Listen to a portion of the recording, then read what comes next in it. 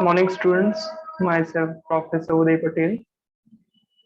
Today we study about multi-level inverters. हमने yesterday multi-level inverter start किया था जिसके अंदर हमने देखा था कि इन्वर्टर किसे बोला जाता है, मल्टी लेवल किसे बोला जाता है। अब मल्टी लेवल इन्वर्टर है, ठीक है, तो उसके अंदर आपको लेवल कैसे काउंट करने होते हैं वो सारी चीजें हमने देखी थी। आफ्टर देन उसके बाद हमने देखा था कि जो भी टॉपोलॉजीज होती हैं, ठीक है, लाइक यहाँ पे आप देख सकते हो, यहाँ पे आप देख सकते हो, तो मल्टी लेवल इन्वर्टर की डिफरेंट डिफरेंट यहाँ पे टॉपोलॉजीज है। अब इस चैप्टर के अंदर आप जो पढ़ने वाले हो वो क्या है, diode clamp, flying capacitor and cascade bridge inverter, ये तीन जो भी टॉपोलॉजीज हैं वो मेन है, वो आज आप पढ़ने वाले हो, यानी सॉरी आप इस चैप्टर में पढ़ने वाले हो। चलो अब बात करते हैं कि diode clamp multi level inverter जो भी होता है, ओके, तो उसकी ये मेन सर्किट है डायोड क्लैम्प, उसको एनपीसी भी बोला जाता है। अब एनपीसी क्या है, एनपीसी का फुल फॉर्म है न्यूट्रल पॉइंट क्लैम्प। ओके, अब वो भी हम समझेंगे कि न्यूट्रल पॉइंट क्लैम्प इसे क्यों बोला जाता है। तो फर्स्ट ऑफ ऑल यहाँ पे आप देख लो, तो सर्किट के अंदर आपको क्या क्या चीजें दिख रही हैं। चलो फर्स्ट ऑफ ऑल यहाँ पे जो भी आपका है वो क्या है, आपका वीडी करके कुछ वोल्टेज दिया गया है which is known as DC voltage. Okay, after then यहाँ पे दो कैपेसिटर दिए गए हैं। कैपेसिटर क्या करेंगे, कांस्टेंट वोल्टेज डिलीवर करेंगे मेन सर्किट के अंदर। अब Z करके एक पॉइंट है which is called as neutral point. Okay, this point Z, okay, is called as what, neutral point. After then यहाँ पे ये फर्स्ट फेज लेग है, तो यहाँ पे ए फेज का जो भी कनेक्शन है, ओके, वो दिया गया है लोड को। ये सेकंड फेज लेग है, तो बी पॉइंट का जो भी कनेक्शन है वो लोड को दिया गया है। इन after then this is last phase leg which is known as C phase. Okay, C phase leg and the C point is connected to C load. Okay, तो यहाँ पे हम बोल सकते हैं कि यहाँ पे A, B and C load है। ओके, लोड की जगह आपका रेजिस्टिव लोड हो सकता है, RL लोड हो सकता है, RLC लोड हो सकता है, जो लोड आपको चाहिए, ओके, वो यहाँ पे आप रख सकते हो। आफ्टर अगर आप कनेक्शन ध्यान से देखो तो ये क्या, कौन सा कनेक्शन है, okay, it is star connected. ठीक है, तो हमारा जो भी लोड है वो क्या है, स्टार कनेक्टेड लोड है। ठीक है, अब यहाँ पे आप देखो तो ये मेन सर्किट किसके लिए है, three phase three level diode clamp also called as NBC converter. तो यहाँ पे आप देख सकते हो कि ये थ्री लेवल के लिए टोपोलॉजी डिजाइन की गई है। ठीक है, ओके, नाउ अब यहाँ पे जो भी आपका न्यूट्रल पॉइंट है वो हर एक जो भी फेज लेग है उसके साथ कनेक्टेड है, इसीलिए उसको एनपीसी बोला जाता है। ओके, एनपीसी का फुल फॉर्म क्या था, न्यूट्रल पॉइंट क्लैम्प, इसीलिए इसको क्या बोला जाता है, न्यूट्रल पॉइंट क्लैम्प्ड बोला जाता है। ठीक है, ओके, अब सर्किट समझने की ट्राई करते हैं। अब सर्किट समझने से पहले उसकी थोड़ी सी थियरी देख लेते हैं। On the DC voltage inverter, the DC bus capacitor is split into two, providing a neutral point Z. Okay, जो हमने देखा, the diodes connected in the neutral point DZ1 and DZ2 are the clamping diodes. Okay, so यहाँ पे जो भी आपका Z जो भी पॉइंट है जो यहाँ पे फर्स्ट लेग के साथ आपका कनेक्टेड है, जिसके अंदर आपको यहाँ पे ये DZ1 and DZ2 as well as यहाँ पे सेकंड के लिए DZ, यहाँ पे DZ होगा, यहाँ पे भी DZ, यहाँ पे DZ होगा, रिस्पेक्टिवली फेज लेग। ओके, जो भी आपका फेज लेग होगा उसके रिस्पेक्टिवली आपके जो भी न्यूट्रल पॉइंट के जो भी डाउट्स लगाए गए होंगे वो आपके डाउट अवेलेबल होंगे। ओके, उसको क्या बोला जाता है कि DZ1 DZ2 बोला जाता है, which is also called as clamping diode. Okay, so ये याद रखना कि जब भी आप diode clamp multi level inverter design करते हो, या ड्रॉ करते हो तो उस कंडीशन के अंदर जो भी आपके ये डायोड हैं वो नॉर्मल डायोड्स हैं, D1, D2, D3 and D4, and this is clamping diode, okay, which are DZ1 and DZ2. So after them, when the switch S2 and S3 are turned on, S2 and S3 कहाँ पे है, ये रहा और ये रहा, okay, तो उस कंडीशन में the inverter output voltage is A is connected to the neutral point through one of the clamping diode, okay, यानी ये जो भी आपका A पॉइंट है वो किसके साथ कनेक्टेड है, ये Z पॉइंट के साथ। कैसे, वो हम स्टेप बाय स्टेप देखेंगे, बस इतना याद रखो। The voltage across each of the DC capacitor is E, which is normally equal to the half of total DC voltage VD, with finite value of CD1 and CD2. The capacitor can be charged or discharged by neutral current IZ, causing the neutral point voltage deviation. Okay, चलो theory के अंदर क्या क्या बोला गया है वो देख लेते हैं। वेट ओके, चलो ये क्या है, डीसी वोल्टेज है, ये है आपका डीसी वोल्टेज, ओके। अब इसका कंसिडरेशन कर लो कि ये डीसी वोल्टेज है, तो ई यहाँ पे कितना होगा, VD by two, okay, E is equal to what, VD by two, और ये भी कितना होगा, सेम इतना ही होगा। क्यों, क्योंकि ये ई है और ये भी ई है, तो दोनों के अक्रॉस का वोल्टेज तो कितना होगा, वीडी बाई टू ही होगा ना, ओके। और ऐसा नहीं है कि ये थोड़ा सा कैपेसिटर के बीच में आपको ज्यादा एनर्जी मिलेगा, ये इसके कैपेसिटर के अंदर आपको ज्यादा एनर्जी मिलेगा, ठीक है, ऐसा कोई जरूरी नहीं है, क्योंकि यहाँ पे CD1 is equal to CD2 दिया गया है। दूसरी एक चीज कि जब भी आप S2 एंड S3 जो भी दोनों स्विच है उसको ऑन करोगे, तो उस कंडीशन में जो भी आपका ई फीस लेग है वो Z के साथ कनेक्टेड होगा। उसके बाद क्या बोला गया है कि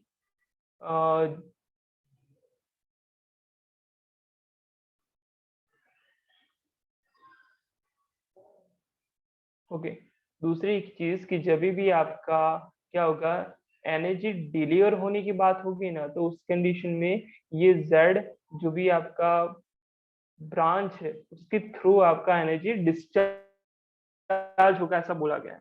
अब देखते हैं थियरी, ओके, वेवफॉर्म के अंदर देखते हैं कैसे होगा। तो हर एक जो भी आपका सर्किट होगा उसके लिए एक स्विचिंग डायग्राम जैसा दिया गया होगा, ओके। उसके ऊपर से हमें ये पता चलेगा कि हाँ चलो, इन्वर्टर टर्मिनल जो भी आपका वोल्टेज है VAZ, उसके अक्रॉस में आपको कितना वोल्टेज मिलेगा। तो यहाँ पे देख लो, तीन स्विचिंग स्टेट दिए गए हैं, okay, P O N। P क्या डिनोट करेगा, कि पॉजिटिव को डिनोट करेगा जीरो, यानी जीरो को, जीरो वोल्टेज को डिनोट करेगा, एंड N जो भी है वो नेगेटिव को डिनोट करेगा, ओके, क्योंकि आपको तो चाहिए ना कि आपको एसी वोल्टेज चाहिए, तो उसके अंदर क्या होता है कि पॉजिटिव नेगेटिव जीरो वोल्टेज आते हैं, ठीक है, थ्री लेवल के अंदर तो आएगा ना, ठीक है। जो हमने पता है, याद है आपको कि मल्टी लेवल इन्वर्टर के अंदर हमने देखा था कि उसके अंदर क्या होता था कि चलो लेवल आप किस तरह काउंट करते थे कि जो भी आपका एसी वोल्टेज है, वेवफॉर्म है, उसके अंदर आपको कुछ वोल्टेजेस मिलते थे, पॉजिटिव वोल्टेज, पॉजिटिव 5 वोल्टेज मिलता था, नेगेटिव 5 वोल्टेज मिलता था, जीरो वोल्टेज मिलता था। तो वैसे का वैसा सेम ही है, बट यहाँ पे जब आपका पॉजिटिव 5 वोल्टेज कंसिडर करो कि पॉजिटिव 5 वोल्टेज मिल रहा है, तो उस कंडीशन में कौन कौन से स्विच ऑन होनी चाहिए, ओके, और जीरो पे कौन सी स्विच ऑन होनी चाहिए, और नेगेटिव वोल्टेज मिलने के लिए कौन सी स्विच ऑन होनी चाहिए, वो डिफाइन किया गया है, ओके। यहाँ पे S1, S2, S3 and S4, okay. तो यहाँ पे क्या हो क्या रहा है कि सिर्फ फर्स्ट पीस लेग है उसका ही कंसिडरेशन किया गया है। चलो पहला स्टेप बाय स्टेप देखते हैं कि स्विचिंग स्टेट अगर आपका पॉजिटिव P होता है तो उस कंडीशन में VD बाई टू वोल्टेज आपको VAZ में कैसे मिलेगा, ओके। तो यहाँ पे ये जो भी है, ओके, सॉरी, ये जो भी है वो स्विचिंग स्टेट P को डिनोट करता है। अब उस कंडीशन में S1 एंड S2 ऑन होने चाहिए, ठीक है। तो क्या होगा कि यहाँ पे ये जो भी कैपेसिटर होगा वो अपना एनर्जी डिस्चार्ज करेगा, कहाँ से, यहाँ से। ओके, उसके बाद आगे का करंट का वेवफॉर्म तो दिया गया है। ओके, यहाँ से जा नहीं सकता क्योंकि ये डायोड ऑफ हो जाएगा। ठीक है, ये भी डायोड ऑफ हो जाएगा। ओके, यहाँ से करंट फ्लो हुआ, ए के साइड गया। ओके, अब ए के साइड अगर जाता है, ओके, ए के साइड वो चला गया। ठीक है, उसके बाद वो न्यूट्रल पॉइंट तक पहुंचा। अब ये जैसे न्यूट्रल पॉइंट है वैसे ये भी आपका जेड न्यूट्रल पॉइंट ही है। ओके, अब न्यूट्रल पॉइंट्स कनेक्टेड होते हैं, कॉमन न्यूट्रल यूज किया जाता है, इसलिए जो भी यहाँ से आपका करंट आएगा वो डायरेक्टली क्या होगा, यहाँ पे आपका इस जेड पॉइंट से निकलेगा और नेगेटिव तक पहुंच जाएगा, यानी एक क्लोज लूप पाथ इस तरह आपका कंप्लीट होगा। सो उस कंडीशन में अगर आप वी ए जेड के अक्रॉस में वोल्टेज मेजर करोगे तो आपको वी डी बाई टू ही मिलेगा ना, सिंपल सी बात है। अब यहाँ से करंट फ्लो होके यहाँ तक पहुंचा और यहाँ पे पहुंच गया। अब वी ए जेड के अक्रॉस में अगर आप वोल्टेज मेजर करोगे कि तो इतना ही वोल्टेज मिलेगा ना, ए या वी डी बाई टू दोनों सेम ही है। ठीक है, और सेम कंडीशन में आप अगर क्या करते हो कि नेगेटिव के लिए S3 एंड S4 आप अगर आप ऑन करवाते हो तो आपका मेनली क्या होगा, चलो यहाँ से देखते हैं। S3 एंड S4 अगर आपका करंट फ्लो होगा तो यहाँ से आपका क्या होगा, यहाँ से आपका करंट जाएगा। ठीक है, और यहाँ से करंट अगर आपका फ्लो होगा तो उस कंडीशन में क्या होगा कि जो भी आपका करंट होगा वो Z से जाके आपका यहाँ से जाके, ओके, और आपका करंट रिवर्स डायरेक्शन में फ्लो होगा। ठीक है, अब रिवर्स डायरेक्शन में अगर आपका फ्लो होता है तो ए के थ्रू यहां से जाके 3 से जाके इस तरह कुछ करंट फ्लो होगा। ठीक है, तो वो इनडायरेक्टली रिवर्स डायरेक्शन में करंट फ्लो हो रहा है रेजिस्टर के। ओके, और वो रेफरेंस पोलैरिटी जो भी आपने डिसाइड की होगी फर्स्ट मोड के लिए जहां पे आपको पॉजिटिव वोल्टेज मिलता था उसके रिवर्स डायरेक्शन में फ्लो कर रहा है करंट। सो उस कंडीशन में आप क्या बोल सकते हो कि जो भी आपको वोल्टेज मिलेगा वो क्या मिलेगा, नेगेटिव वोल्टेज मिलेगा, negative V D by two voltage मिलेगा। ओके, अब जब भी आप S1 एंड S3 को स्विच को ऑन करते हो, ओके, जो यहाँ पे दिया गया है S1 एंड S3 स्विच को, तो हर एक बार क्या होगा कि आपका जो भी कैपेसिटर होगा वो लोड को एनर्जी डिलीवर कर ही नहीं सकता। पता चला, क्योंकि अगर यहाँ पे कंसिडरेशन करते हो तो यहाँ से करंट यहाँ पे फ्लो हुआ लेकिन S1 स्विच तो ओपन है तो करंट फ्लो नहीं होगा। ठीक है, अब यहाँ पे आप देखते हो तो यहाँ से करंट यहाँ पे जा सकता है। ठीक है, लेकिन उसके बाद वो करंट क्या होगा, नीचे जाने का पॉसिबिलिटी नहीं है। अगर ऊपर जाएगा तो यहाँ से करंट फ्लो हुआ, ओके, यहाँ से करंट फ्लो हुआ, ए पे गया, लेकिन वो वापस से करंट फ्लो रिटर्न बैक नहीं आएगा ना, क्योंकि चलो यहाँ पे आपका एक न्यूट्रल पॉइंट ओ है। ओके, वहां से फ्लो करके वापस से यहाँ पे जेड पे ही आ जाएगा, लेकिन वो होना क्या चाहिए, नेगेटिव पे आना चाहिए ना, लेकिन नेगेटिव पे आ नहीं रहा। सो कोई भी कॉम्बिनेशन आप ढूंढ लो, okay, S2 and S3 switch को ऑन करते हो तो उस कंडीशन में कभी भी आपका जो भी कैपेसिटर है वो लोड को एनर्जी डिलीवर नहीं कर सकता। इसीलिए उसके ऊपर से हम क्या बोल सकते हैं कि switching state zero, in that if we on these S2 and S3 switch we only get zero voltage, we cannot get VD by 2 or minus VD by 2 across the VAZ terminal voltage. Okay, तो ये तो बात हुई कि 3 level अगर आपका doubt में multi level inverter होता है तो। ओके, अब उसके बाद भी तो है ना, ओके, कि अगर आपका पर्टिकुलरली यहाँ पे डाउट नेम, ओके, ये तो थियरी दी गई है कि नो डायनेमिक, जो भी उसके बेनिफिट है ना वो दिए गए हैं कि no dynamic voltage sharing problem. Okay, each of the switching in the NPC inverter will send only half of the total DC voltage during the commutation। ठीक है, तो यहाँ पे कोई डायनेमिक वोल्टेज का शेयरिंग प्रॉब्लम नहीं आ रहा, क्योंकि हाफ वोल्टेज ही डिलीवर कर रहा है वो। static voltage equalization without using additional component. Okay, the static voltage equalization can be achieved when leakage current of the top and bottom switches in the inverter leg is selected to be lower than that of inner switches. Okay, ये जो भी आपका equalisation कब आपका होगा कि जो भी फेज लेग है, ओके, उसके अंदर अगर आप S1 है एंड S4 है उसको आप ऑन करते हो, ओके सॉरी S1 है एंड S2 है या फिर S3 है या S4 है, ओके उसको आप कॉम्बिनेशन में ऑन करते हो तो आपको क्या मिलेगा, static voltage equalization without using any additional component, okay.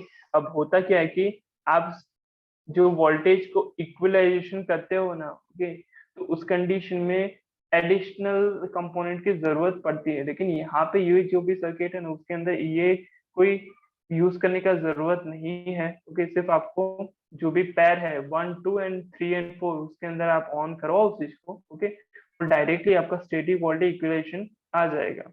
उसके बाद है low THD and D by D T, okay low THD यानी क्या, टोटल हार्मोनिक डिस्टोर्शन जो भी है वो काफी कम है। डी बाई डी टी यानी कि टाइम के रिस्पेक्ट में वोल्टेज का चेंज होना, ओके वो भी आपका क्या है, वो भी कम है, okay. The waveform line to line voltage is composed of 5 voltage level which leads to lower THD, यानी यहाँ पे जो भी हमने देखा वो 3 लेवल का था, लेकिन अगर आप क्या करते हो कि जैसे जैसे लेवल इंक्रीज करवाते जाते हो तो आपका TAD क्या होता जाएगा, कम होता जाएगा। As well as D by D T comparison to two level inverter operating at the same voltage rating the device switching frequency, okay। और जो भी आपका टू लेवल है, ओके टू लेवल इन्वर्टर है, ओके देखो line to line voltages and phase voltages के अंदर जो भी आपको लेवल्स मिलेंगे ना वो डिफरेंट डिफरेंट मिलेंगे। Like line to line voltage जिसके अंदर आपका 3 लेवल मिला तो उसके अंदर 2 लेवल मिलेगा, ओके ऑड इवन कॉम्बिनेशन में आपका जो भी है वो वेव फॉर्म मिलेगा, ओके। जैसे जैसे इनडायरेक्टली ये कहने का मतलब यही है कि जैसे जैसे आप लेवल इंक्रीज करवाते जाओगे वैसे वैसे आपका total harmonic distortion D by D T जो भी आपका है, ओके वो आपका कम होता जाएगा, ओके। उसके बाद ये जो भी टोपोलॉजी है वो 4 लेवल के लिए है, ये आपका टोपोलॉजी आपका 5 लेवल के लिए है, ओके तो ये सर्किट उसके लिए है, ओके। उसके बाद उसके यहाँ पे जो भी क्या दिए गए हैं, स्विचिंग स्टेट दिया गया है, ठीक है 4 लेवल के लिए है 5 लेवल के लिए, आप एक बार आप ट्राई कर लेना, ओके अगर आपको नहीं पता चलता तो मैं आपको करवाऊंगा, लेकिन हाँ आप एक बार खुद से ट्राई करना कि S1 S2 and S3 switch जो भी है, okay S1 S2 S3 switch same concept जो हमने आगे यूज किया था, ओके वहीं का वहीं कॉन्सेप्ट आपको यहाँ पे यूज करना है, ओके तो आपको 3 वोल्टेज मिलेगा। मैं आपको एक दिखा देता हूँ, देखो यहाँ पे आपका ये वाला जो भी वोल्टेज है, ओके वो क्या है, ई है, ओके। अब 3E वोल्टेज कैसे मिलेगा, देखो यहाँ पे ये वाला कैपेसिटर है, ये वाला कैपेसिटर है और ये वाला भी कैपेसिटर है, ठीक है। अगर यहाँ से करंट ये फ्लो हुआ S1 S2 S3 के थ्रू आगे गया, ओके। अब यहाँ पे क्या है कि ना तो यहाँ से कोई करंट, सॉरी ये वाला जो भी है वो ई यहाँ पे आपका चला गया, यहाँ से भी आपका ये कनेक्टेड है, ओके यानी ये 2E वोल्टेज आपका ऐड हुआ, ओके यानी इतना वोल्टेज आपका ऐड हो गया। अब इसकी वजह से यहाँ से ये जो भी आपका है, ओके वो भी आपका ऐड हुआ, यानी 3E टोटल वोल्टेज यहाँ पे आपको मिला, ठीक है।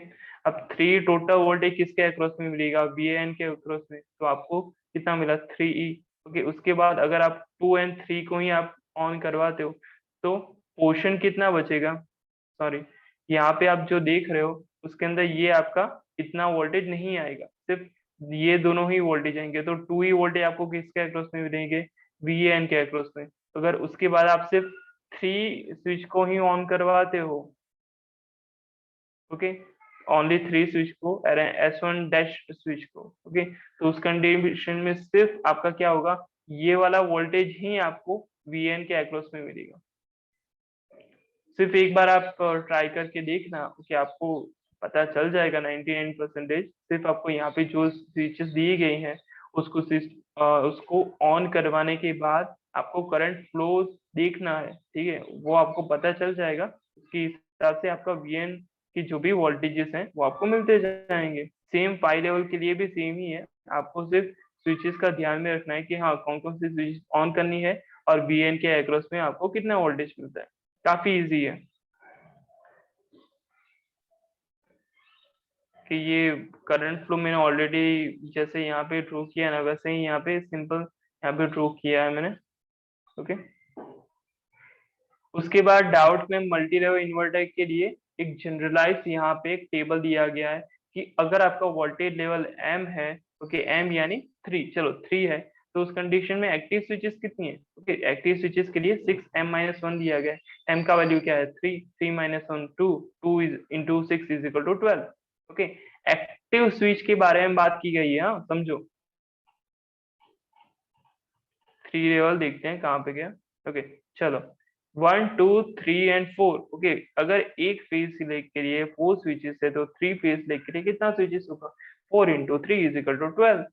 ओके, सो यहाँ पे आपको जनरलाइज आपको ये पता चल गया इस इक्वेशन के ऊपर से, यहाँ 12 स्विच किसके लिए यूज होगा? 3 लेवल के लिए। अब क्लैंपिंग डायोड यानी हमने क्या लिखा था? DZ1 एंड DZ2 रखा था ना। ओके, तो उसका यहाँ पे एक इक्वेशन है 3m-1 m-2, यानी कि यहाँ पे आप क्या लिखोगे? 3-1 इज इक्वल टू क्या हुआ? 2, 2 into 3 कितना हुआ? 6। ओके, 6 into 3-2 यानी 1, यानी आपका 6 ही आएगा। तो आपका 6 आपका क्लैंपिंग डायोड का हुआ। ओके, अगर एक फेज लेग के लिए हमने देखा था कि DZ1 एंड DZ2 दो ही डायोड थे, तो 3 फेज लेग के लिए कितना होगा? 2 into 3 यानी 6 हमारा आ गया। DC capacity is equal to m-1। अगर आपका m का वैल्यू 3 है तो आपका जो भी डीसी कैपेसिटर है, जो इनिशियली हमने देखा था कि जो E था, ओके, उसके सॉरी CD1 का जो भी है, कर देता हूँ, आपको याद नहीं होगा। ओके, यहाँ पे जो भी आपका कैपेसिटर है, ओके, उसका यूनिट कितना है? फर्स्ट ही, सॉरी, उसका काउंट कितना है? First and second. ओके, उसके बाद जो भी है, ओके, 4 लेवल के लिए कितना है? 3 है। ओके, वैसे ही सेम जो भी जनरलाइज इक्वेशन है उसके ऊपर से आपका जो भी डीसी कैपेसिटर है वो इंक्रीज होता जाएगा। ओके, काफी इजी है। ओके, अगर आप ये टेबल याद रख लेते हो तो आपको जो भी सर्किट ड्रॉ करनी है वो उसमें काफी इजीनेस होगा। ओके, आपका इजीली आप ये कंपैरिजन कर सकते हो कि हाँ हमने सर्किट राइट ड्रॉ की है या रॉन्ग ड्रॉ की है। Okay, you will easily identify your circuit is right or wrong from this table. Okay, अगर आपको कोई प्रॉब्लम है, आपको कोई चीज नहीं पता चली है, आप कमेंट बॉक्स में लिख सकते हो। ओके, या फिर हम जो भी डाउट्स हैं उसका एक सेशन रखेंगे कि जिसके अंदर हम ये सारे डाउट सॉल्व करेंगे। ओके, जो आपको हो रहे होंगे। Thank you so much.